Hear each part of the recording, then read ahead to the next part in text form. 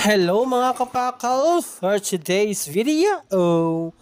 So ayun na nga mga kapakal, bumili tayo ng stock sa ating ref. Bumili tayo ng luncheon meat, bumili tayo ng star hotdog, bumili tayo ng beef patty burger mga kapakal.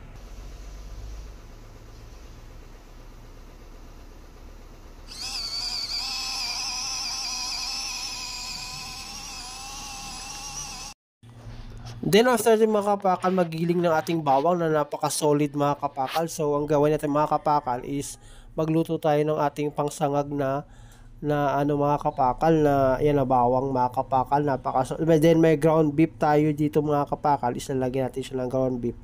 Then ang ginawa natin mga kapakal is meron tayo ditong ginawang may atsuete na chicken oil na may atsuete, tapos nilagyan natin mga kapakal ng bawang na napakadaming bawang mga kapakal.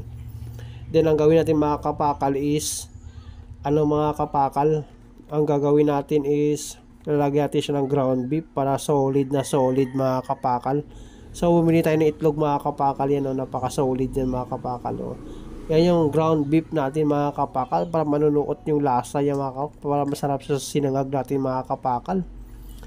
So halu-haluin natin mga kapakal, nilagyan natin ng paminta, nilagyan natin ng konting asin yan mga kapakal para may lasa siya yan mga kapakal. Ganap na siya, pasarap na siya pang sangag mga kapakal. Then after mga kapakal is dumating na yung order natin na kawali, napaka solid yan mga kapakal, ang laking kawali yan mga kapakal. Ang ginawa natin yan mga kapakal is ganyan, binabad natin siya sa may napakainit na apoy para hindi siya mag-stick mga kapakal yung ating niluluto. Napaka solid yan mga kapakal. So ganyan yung itsura niya mga kapakal after mapainitan siya ng maayos. Then after mga kapakal, nagprito na tayo mga kapakal ng ating burger, ng ating itlog, din na sagag na yung mga kapakal na napaka solid. So ayun na nga mga kapakal, if you like this video, subscribe, like, comment, and share. Thank you, ingat.